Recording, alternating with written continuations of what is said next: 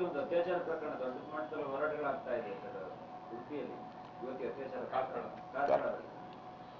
ಕಾರ್ಕಳದಲ್ಲಿ ಮನೆಯೂ ಕೂಡ ಸುನೀಲ್ ಕುಮಾರ್ ಅವರು ಅದ್ರ ಬಗ್ಗೆ ವಿಸ್ತೃತವಾಗಿ ಮಾತಾಡಿ ಹೇಳಿದ್ದಾರೆ. ಪದೇ ನಾವು ನೋಡ್ತಾ ಇದ್ದೀರಿ, ಹುಬ್ಬಳ್ಳಿಯಲ್ಲಾಯಿತು, ಹಾವೇರಿಯಲ್ಲಾಯಿತು, ಈಗ ಉಡುಪಿಯಲ್ಲಿ ಈ ಥರ ಪ್ರಕರಣಗಳು ಒಂದು ರೀತಿ ಇವೆಲ್ಲ ಲವ್ ಜಿಹಾದ್ಗೆ ಲಿಂಕ್ ಇರೋವಂಥದ್ದು. ನೋಡಿ, ಅವ್ರನ್ನ ಪುಸಲಾಯಿಸಿ ಕರ್ಕೊಂಡೋಗಿ ಅತ್ಯಾಚಾರ ಮಾಡಿರೋವಂಥದ್ದು, ಅದರಲ್ಲಿ ಮಾದಕ ವಸ್ತುಗಳನ್ನು ಹಾಕಿ ಪ್ರಜ್ಞೆ ತಪ್ಪಿಸಿ ಅತ್ಯಾಚಾರ ಮಾಡಿರೋವಂಥದ್ದು. ಇದೊಂದು ರೀತಿ ಕರ್ನಾಟಕದಲ್ಲಿ ಈ ಲವ್ ಜಿಹಾದಿ ನಡೀತಾ ಇದೆ ಅನ್ನೋದಕ್ಕಿಂತ ಇದಕ್ಕಿಂತ ಸಾಕ್ಷಿಗಳು ಇಲ್ಲ, ಬೇಕಾಗೇ ಇಲ್ಲ. ಯಾಕೆಂದರೆ ಹುಬ್ಬಳ್ಳಿಯಲ್ಲಿ ಆಯಿತು, ಅದನ್ನು ಮುಚ್ಚಾಕಿದ್ರು, ಅಲ್ಲೇ ಅಲ್ಲ ಅಂತ ಹೇಳ್ತಾರೆ.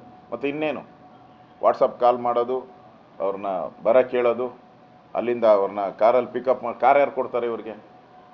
ಇವೆಲ್ಲ ಬಿಕ್ನಾಕ್ಸಿ ಗಿರಾಕಿಗಳು ಇವರೆಲ್ಲ. ಇವ್ರು ಯಾರು ಕಾರ್ ಕೊಡೋರು ಯಾರು ಇವ್ರಿಗೆ? ಕಾರು ತೊಗೊಳ್ತಾರೆ, ಎಲ್ಲೋ ನಿರ್ಜನ ಪ್ರದೇಶ ಕರ್ಕೊಂಡೋಗಿ ಹಿಂದೂ ಯುವತಿಯರ ಮೇಲೆ ಈ ಥರ ಅತ್ಯಾಚಾರ ಮಾಡೋವಂಥದ್ದು. ಇದು ಕಾಂಗ್ರೆಸ್ ಸರ್ಕಾರ ಬಂದ ಮೇಲೆ ಲವ್ ಜಿಹಾದ್ಗೆ ಒಂಥರ ಗೇಟ್ ಓಪನ್ ಮಾಡ್ದಂಗೆ. ಇದು ಗೇಟ್ ಓಪನ್ ಮಾಡ್ದಂಗೆ, ಭಯನೇ ಇಲ್ಲ ಅವ್ರಿಗೆ, ಭಯ ಭೀತಿ ಏನೂ ಇಲ್ಲ.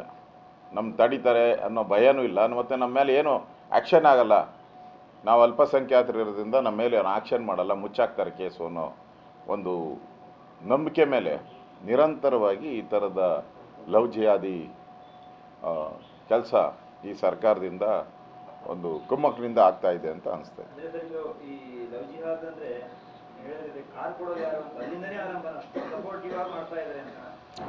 ಇದಕ್ಕೆಲ್ಲ ಪ್ಲ್ಯಾನ್ ಇದೆ. ಈಗ ಕೇರಳದಲ್ಲಿ ಇದು ಟ್ರೈನಿಂಗ್ ಸೆಂಟ್ರೇ ಇದೆ. ಕೇರಳ ಈ ಥರದ್ದು ಅಲ್ಲೆಲ್ಲ ದೊಡ್ಡ ಇಶ್ಯೂಸ್ ಆಗಿದೆ ಈಗಾಗಲೇ ಕೇರಳದಲ್ಲಿ.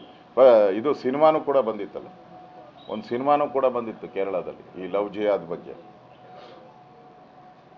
ಇದೆಲ್ಲ ಇವ್ರಿಗೆ ಟ್ರೈನ್ ಅಪ್ ಮಾಡೋವಂಥ ಗ್ಯಾಂಗ್ಗಳೂ ಕೂಡ ಇದೆ. ಇದರಲ್ಲಿ ವಿದೇಶಿದ ಕೈವಾಡನೂ ಕೂಡ ಇದೆ. ಅವ್ರು ಹೇಳಿದಾರಲ್ಲ, 2047ಕ್ಕೆ ನಾವು ಮುಸ್ಲಿಂ ರಾಷ್ಟ್ರ ಮಾಡ್ತೀರಿ ಭಾರತವನ್ನು ಅಂತ ಅವರ ಕರಪತ್ರಗಳಲ್ಲಿ ಯಾರ್ಯಾರು ಟೆರರಿಸ್ಟ್ಗಳು ಸಿಕ್ಕಿದಾರೋ ಇದುವರೆಗೂ NIAಗೆ ಅವರೆಲ್ಲರ ಕರಪತ್ರದಲ್ಲಿ ಇರುವಂಥದ್ದು 2047 ಒಳಗಡೆ ನಾವು ಭಾರತವನ್ನು ಮುಸ್ಲಿಂ ರಾಷ್ಟ್ರ ಮಾಡ್ತೀರಿ ಅಂತ ಅವರೆಲ್ಲ ಕರಪತ್ರದಲ್ಲಿರೋದು ಈಗ NIA ಆಲ್ರೆಡಿ ಸೀಸ್ ಮಾಡಿರೋಂಥ ಅವರ ಕರಪತ್ರಗಳಲ್ಲಿ ಬಂದಿದೆ. ಸೊ ಅದರಿಂದ ಈ ಲವ್ ಜಿಹಾದ್ ನಡೀತಾ ಇದೆ ಅನ್ನೋದಕ್ಕಿಂತ ಅದಕ್ಕಿಂತ ಇನ್ನೇನು ದೊಡ್ಡ ಸಾಕ್ಷಿ ಅನ್ಬೇಕು? ಅದೇ ದೊಡ್ಡ ಸಾಕ್ಷಿ. NIA ಏನು ಕೊಟ್ಟಿದ್ದಾರೆ ಅದೇ ದೊಡ್ಡ ಸಾಕ್ಷಿ. ನ್ಯೂಸ್ ಫಸ್ಟ್, ನಿರ್ಭೀತಿಯಿಂದ ನಿಮ್ಮ ಪರವಾಗಿ.